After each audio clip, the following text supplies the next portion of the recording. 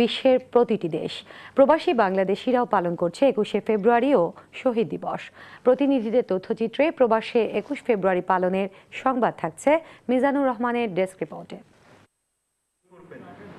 সর্বস্তরের মানুষের অংশগ্রহণে মালয়েশিয়ায় আন্তর্জাতিক মাতৃভাষা দিবস পালন করেছে প্রবাসী বাংলাদেশিরা। রাজধানী কুয়ালালামপুরের বাংলাদেশ দূতাবাসে পতাকা উত্তোলনের মধ্য দিয়ে অনুষ্ঠানে শুরু হয়। কর্মকর্তাদের নিয়ে শহীদদের প্রতি শ্রদ্ধা জানান বাংলাদেশ দূতাবাসের নতুন রাষ্ট্রদূত শহীদুল ইসলাম। পরে এক আলোচনা সভায় রাষ্ট্রদূত ও বাংলাদেশ কমিউনিটির নেতারা বক্তব্য রাখেন। এর আগে শহীদ মিনারে ফুল দিয়ে শ্রদ্ধা জানান বিভিন্ন দল ও সংগঠনের নেতাকর্মীরা।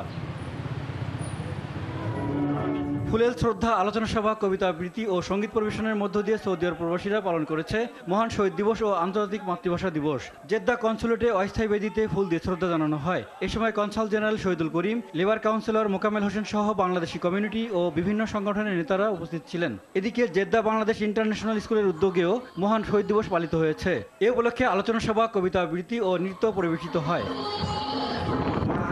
এদিকে সৌদি আরবের দাম্মামে বাংলাদেশ ইন্টারন্যাশনাল স্কুল অ্যান্ড কলেজের উদ্যোগেও মাতৃভাষা দিবস পালিত হয়েছে। সমবেত কণ্ঠে কবিতা আবৃত্তি, দেশাত্মবোধক গান পরিবেশন করে স্কুলের শিক্ষার্থীরা। স্কুল কমিটির চেয়ারম্যান, অধ্যক্ষ ও শিক্ষকরা এই সময় উপস্থিত ছিলেন।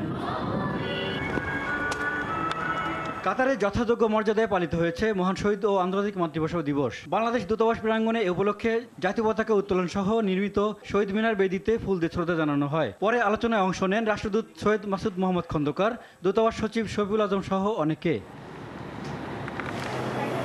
এদিকে কাতারের বাংলাদেশি শিক্ষা প্রতিষ্ঠান MHM স্কুল অ্যান্ড কলেজের উদ্যোগেও মহান শহীদ দিবস পালিত হয়েছে।